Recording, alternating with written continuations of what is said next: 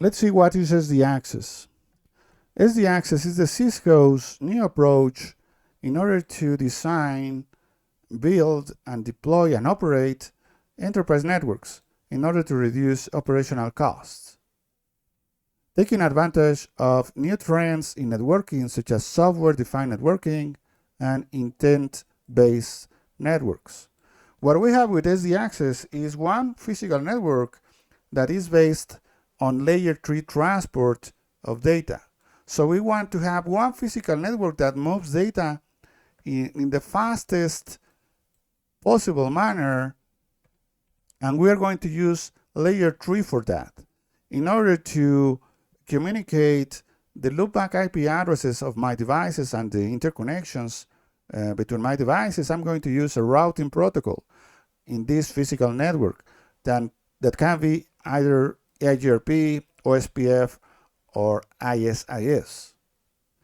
In order to move my data, I want to do it in the faster manner possible, so I'm going to take advantage of, for instance, 25 gigabit per second interfaces. I must use Cisco Catalyst 9000 series of hardware. This new Catalyst includes a new generation of ASICs that are known as UADP, that are ASICs that are really good at moving data across with security tags as fast as possible. I'm going to call this fast layer 3 physical network as my underlay. Above this underlay network, I can create one or several virtual networks. And with these virtual networks, I'm going to have a strong focus on security. I'm going to use network access control in order to authenticate every single device that wants to connect to my network. And in order to have that, I want to use ICE, which is a Cisco device that can act as a AAA server. I am also going to use Cisco TrustSec technology in order to have scalable group tags and virtual network IDs in order to provide this security.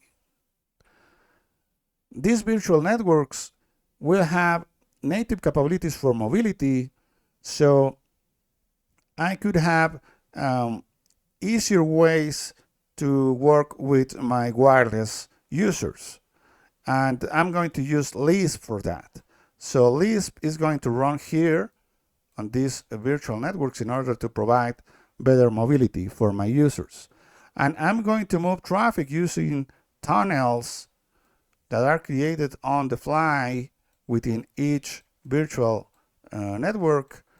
These tunnels will move layer 3 traffic as well as legacy layer 2 traffic. And I'm going to use VXLAN in order to create those tunnels.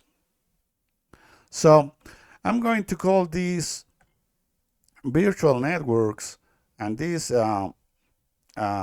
protocols that I'm going to use here, Cisco TrustSec, Lisp, and VXLAN, my overlay. This overlay will make heavy use of software-defined networking because I'm going to separate the control plane from my devices using Lisp. Lisp will help me separate the control plane into a special device that I'm going to call the control node, and this control node will have information about all the destinations.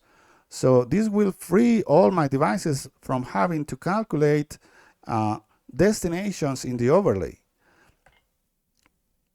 When a device wants to know where a destination exists, that device will ask the control node where the destination exists, and this control node will provide that information.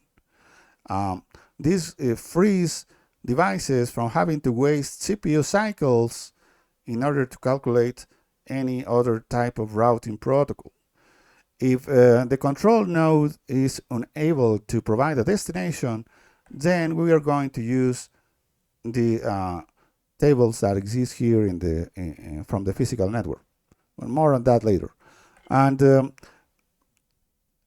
as we have a software-defined network, we also have a central point to manage, orchestrate, and automate our network. So we have a device that sits between the network administrator and the network.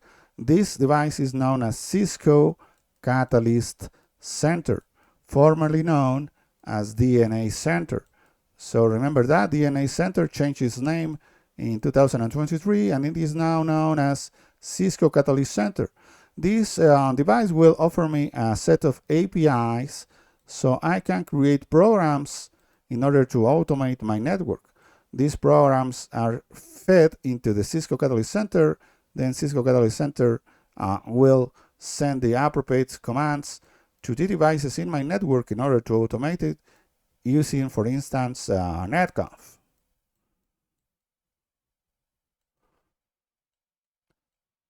This is a step towards becoming an intent-based network. An intent-based network, as the name implies, is letting the user or network administrator send instructions or intentions into a device that are not as complex as a program, and this device must be able to figure out what are the intentions of the network administrator and translate that into commands in order to deploy new services in the network. We are not there yet, but the SD-Access is trying, or is a step towards making our enterprise network an intent-based network. That is what we want to reach in the future. And this is a necessary step in order to reach that with what we have now. The other advantage that we have with Catalyst Center is the integration with artificial intelligence tools. These tools will be able to recognize patterns, and it will help the network administrator to locate the root cause of incidents so we can solve incidents in a faster manner. The next step in order to better understand what is SD-Access is talking a bit more about the underlay and the protocols that we have in the overlay that are the next sessions. That's it.